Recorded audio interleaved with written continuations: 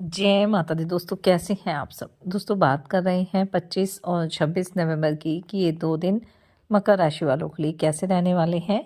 इन 2 दिनों में मकर राशि वालों को क्या खुशखबरी सुनने को मिल सकती है, किन बातों में इन्हें सावधानी रखनी चाहिए। तो इन 2 दिनों का राशिफल जानने से पहले हम इन 2 दिनों का पंचांग जान लेते हैं। 25 नवंबर 2024 दिन सोमवार रहेगा। मार्गशीर्ष माह कृष्ण पक्ष की 10वीं तिथि रहेगी। विश्व कुंभ योग रहेगा जो 1:10 तक रहेगा। उसके बाद प्रीति योग प्रारंभ हो जाएगा। उत्तरा फाल्गुनी नक्षत्र रहेगा। चंद्रमा कन्या राशि में। अभिजित मुहूर्त का समय रहेगा 11:47 से 12:29 तक। राहुकाल का समय रहेगा सुबह 8:11 से 9:30 तक। अब बात करते हैं 26 नवंबर की। 26 नवंबर 2024 दिन मंगलवार रहेगा। मार्गशीर्ष माह कृष्ण पक्ष की एकादशी तिथि रहेगी। प्रीति योग रहेगा जो 2:12 तक रहेगा। उसके बाद आयुष्मान योग प्रारंभ हो जाएगा। हस्त नक्षत्र रहेगा। चंद्रमा कन्या राशि में। अभिजित मुहूर्त का समय रहेगा 11:47 से 12:29 तक। राहुकाल का समय रहेगा दोपहर 2:46 से 4:05 तक। 26 नवंबर 2024 को मार्गशीर्ष माह के कृष्ण पक्ष की एकादशी रहेगी, जिसे उत्पन्ना एकादशी के नाम से जाना जाता है। और ये कहा जाता है कि इस एकादशी का जो संबंध है वो भगवान विष्णु की महाशक्ति माँ एकादशी के जन्म से है। और ये भी कहा जाता है कि इस दिन जो भी जातक व्रत रखता है, ये व्रत रखने से हमें 1000 अश्वमेघ यज्ञ और 100 राज सूर्य यज्ञ के समान पुण्य की प्राप्ति होती है। सभी प्रकार के पापों और दोषों का नाश हो जाता है और मोक्ष की प्राप्ति होती है। ये व्रत हमारे जीवन में सुख शांति लेकर आता है। और इस व्रत के पारण का जो समय रहेगा वो 27 नवंबर 2024 को दोपहर 1:12 से लेकर 3:18 तक रहेगा। और इस बार ये जो उत्पन्ना एकादशी है, इस दिन कई शुभ योग भी बन रहे हैं, क्योंकि इस दिन हस्त नक्षत्र के साथ प्रीति और आयुष्मान योग का निर्माण भी हो रहा है।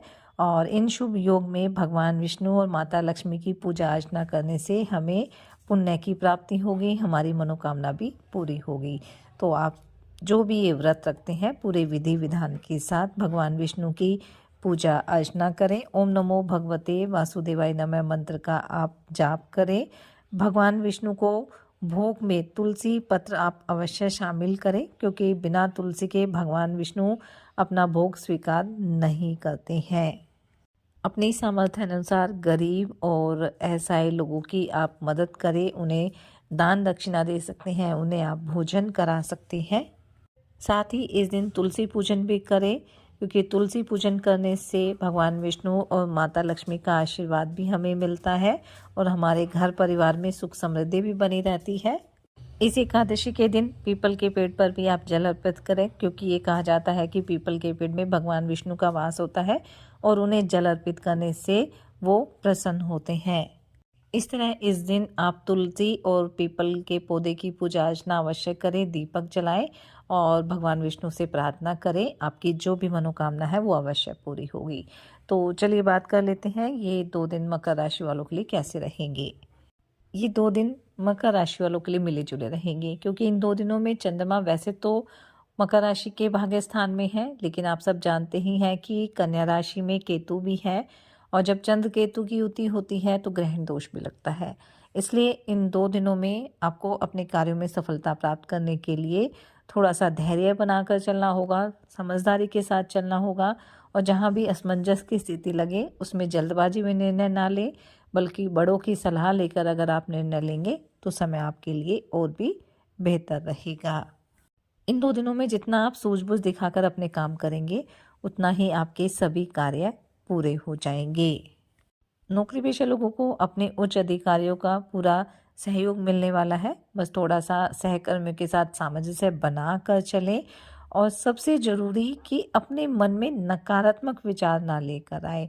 अपने कार्यों को लेकर तालमेल बनाकर चलें, तभी आप सभी के साथ सहयोग भी कर पाएंगे और आपके कार्य भी पूरे हो जाएंगे।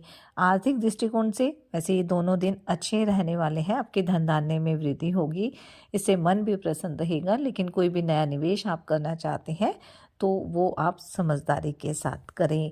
कारोबार की योजनाओं से आपको अच्छा लाभ मिलने वाला है, बस जो भी निवेश करना है वो समझदारी के साथ करना है। शेयर मार्केट से जुड़े हैं तो थोड़ा ध्यान देने की आवश्यकता रहेगी।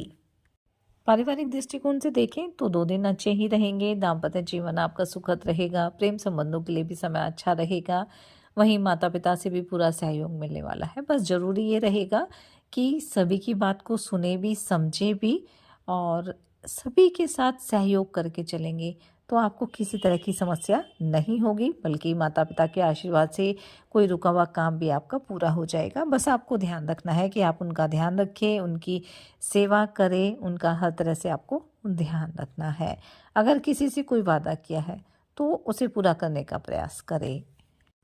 कोई प्रॉपर्टी को लेकर भी आप बड़ी डील फाइनल कर सकते हैं। बस डील फाइनल करने से पहले जो ज़रूरी कागजी कार्रवाई होती है, वो आप ध्यानपूर्वक कर लें। धर्म कर्म के कार्यों में रुचि रहेगी, धार्मिक कार्यों में बढ़-चढ़ कर हिस्सा लेने वाले हैं। वहीं विद्यार्थियों के लिए दिन अच्छे रहेंगे, प्रतियोगी परीक्षा में सफलता प्राप्त होगी। बस थोड़ा-सा जो आपका मन है वो इधर-उधर के कार्यों में लग सकता है, तो मन को एकाग्र करके चलना है, अपनी संगति का ध्यान रखना है। बाकी पढ़ाई-लिखाई में आपको किसी तरह की समस्या नहीं होगी। स्वास्थ्य के दृष्टिकोण से देखें तो कोई समस्या नहीं है, स्वास्थ्य अच्छा ही रहेगा, लेकिन लापरवाही ना बरतें क्योंकि मौसमी परिवर्तन है तो इसमें वो ज़्यादा ध्यान रखने की आवश्यकता है। खान-पान का ध्यान रखें, योग ध्यान, मेडिटेशन करते रहें। चंद्रमा भाग्य स्थान में है, तो भाग्य का साथ तो मिलने वाला है, लेकिन ध्यान रखिए मेहनत में भी कमी नहीं रखनी है। जितनी मेहनत करेंगे, भाग्य भी उतना साथ देगा। अगर राजनीति से जुड़े हैं, सामाजिक क्षेत्र से जुड़े हैं, तो समय आपके लिए अच्छा रहने वाला है। नए लोगों से मेल-जोल बढ़ाने में आप कामयाब रहेंगे। इन 2 दिनों में किसी नए घर, मकान, दुकान की खरीदारी की योजना भी आप बना सकते हैं और भविष्य में आपकी इच्छा जल्दी ही पूरी भी हो सकती है। अगर अविवाहित है तो विवाह का प्रस्ताव भी आ सकता है, लेकिन इस प्रस्ताव पर जल्दबाजी में निर्णय आपको नहीं लेना है। किसी परिजन से कोई खुशखबरी सुनने को मिल सकती है। तो कुल मिलाकर देखें तो ये जो 2 दिन हैं वो मकर राशि वालों के लिए मिले-जुले रहेंगे, लाभ के योग बनेंगे, लेकिन थोड़ी सावधानी बरतनी होगी।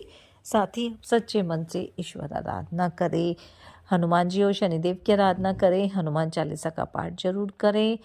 उत्पन्ना एकादशी रहेगी, तो इस दिन आप पूरे विधि विधान के साथ भगवान विष्णु, माता लक्ष्मी की पूजा अर्चना करें, तुलसी में दीपक जलाएं, पीपल के पौधे के समक्ष भी आप दीपक जलाएं, उसकी परिक्रमा भी करें और वहीं बैठकर आप ओम नमः शिवाय मंत्र का एक माला का जाप कर सकते हैं। ओम नमो भगवते वासुदेवाय नमः मंत्र का जाप कर सकते हैं।